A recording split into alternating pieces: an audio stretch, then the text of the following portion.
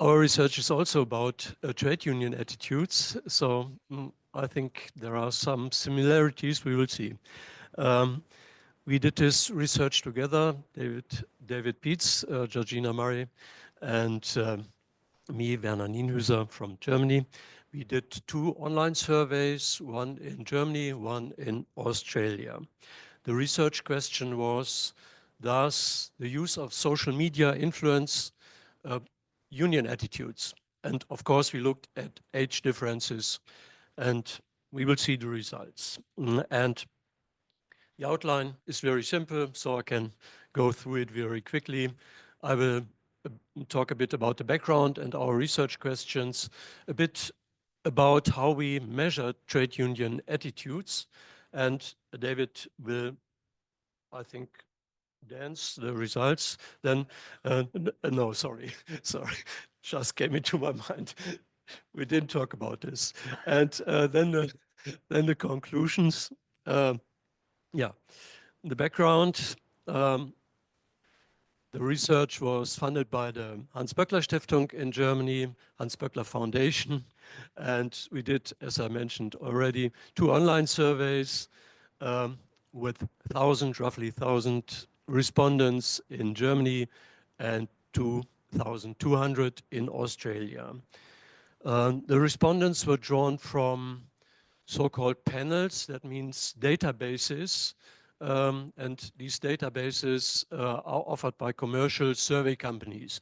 That also means the respondents were paid for taking part in the surveys, which could create some problems, but hopefully not too much problems. We restricted the samples to employees, and we use in this presentation unweighted data. When we also tried weightings, different weightings, the results are nearly similar. So the measurement, we used Likert scale questions. You all know this method, and so-called free verbal associations, which I will explain in a minute. This is our simplified theoretical model. I should better say it's a framework. It's not really a theory. We want to concentrate on these relationships, the use of social media and attitudes towards trade unions, and the age differences in this relationship, and also the influence of age to the use of social media and other media and as well. And these are the research questions again. I mentioned that already. And yeah, so I can explain how we measured trade union attitudes. We used, as I said before, Likert scale questions. The questions were: workers need strong trade unions to protect their interests. Strong trade unions are bad for Australia's or Germany's economy. And the third one: if I were totally free to choose, I would rather be in a union than not in one. And we used this scale for these 3 questions. And we used a different method. You might perhaps not know the so-called free verbal associations, which consists of 2 parts. The first part is you present a stimulus word, in this case trade union. In the German case, we also use the word works council in addition to that, but we do not present results about that.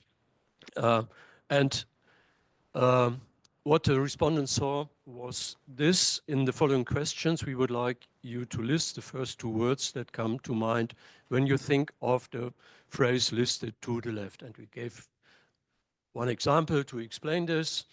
And yeah, then the people could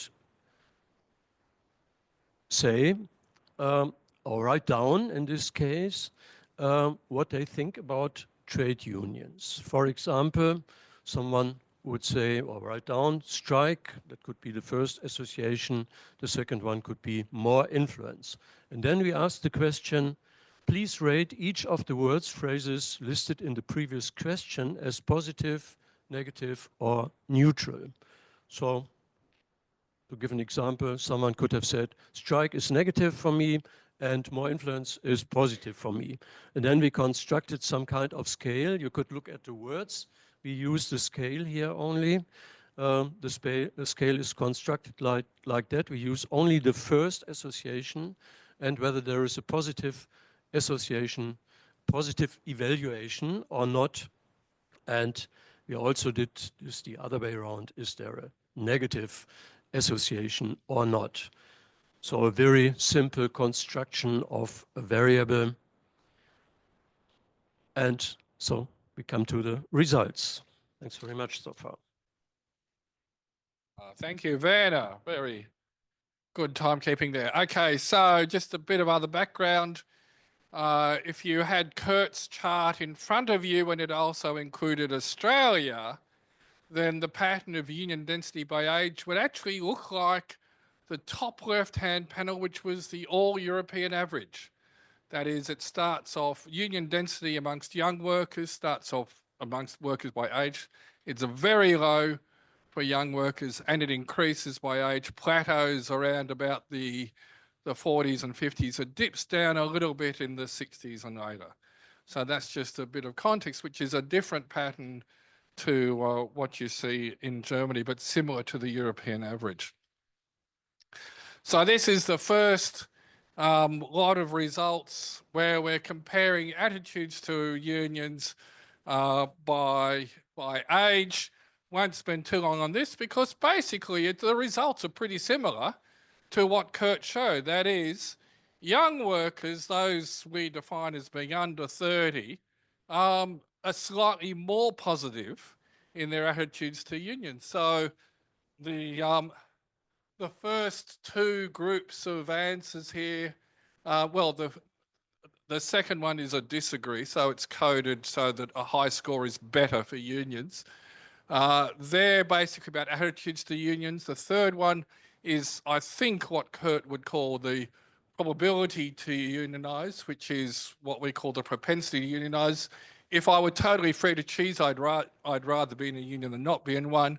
And the last two are these free association ones. So the penultimate one is positive association, and the final one is the negative association. In each one, you can see there's more pro-union attitudes in Australia by young workers, by old workers, and it's pretty similar in Germany. There's a slight variation on one of the questions, or broadly speaking, both on attitudes and on union propensity. There's slightly higher, more pro-union attitudes amongst the young workers than amongst the old workers. Why is it that in Australia, in particular, young workers have so much lower unionisation? It's not their attitudes. It's about the institutional arrangements, the experiences they go through. It's not underlying beliefs that are negative towards unionisation and collective action. The second thing we've got results on, which is, I would spend a bit more time on it if I could, about the media usage.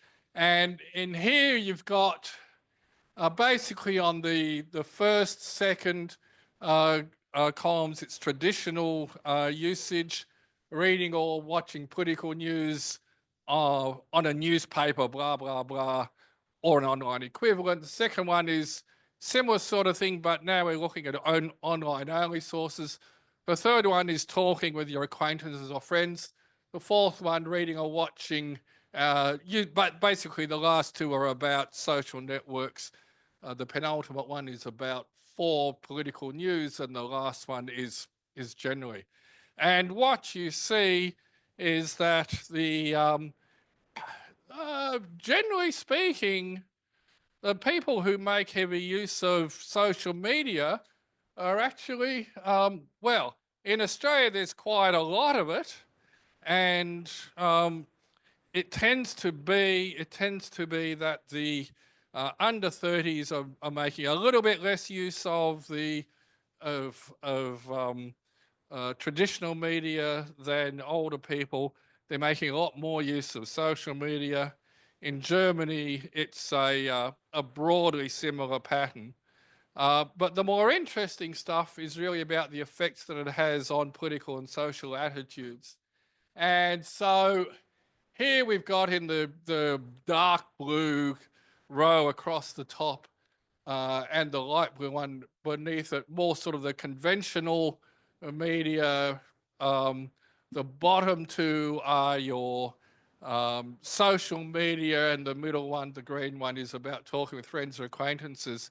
And basically what all these numbers mean is their correlation coefficients. The higher, the more positive, the higher the correlation coefficient is, the more it means that increased use of this makes you more pro-union by the measures that are in the columns that you can see across the top, of which the first two are about attitudes, the third one's about propensity, the last two are about the word association, which is again a type of attitude question. Now, broadly speaking, a correlation that's above about 0.1 tends to be statistically significant. Below it, not very likely. But what you see is that most of the relationships, they're small. If they've got, they're positive, though they're mostly small. And that's the case even for the social media. So you look around the bottom two rows there and you see that, broadly speaking, if there's a relationship between media usage and attitudes to unions, it's positive.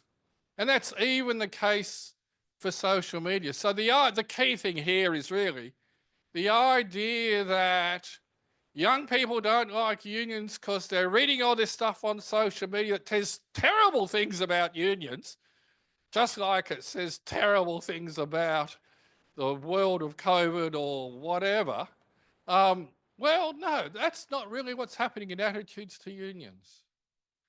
So unions, basically, the more people are engaged with any sort of medium, the more likely they are to be pro-union in their attitudes and their behaviour. It's not such a strong relationship with social media, but it's still a positive relationship. So it's not as if social media is crowding out pro-union attitudes amongst young workers or any sort of workers.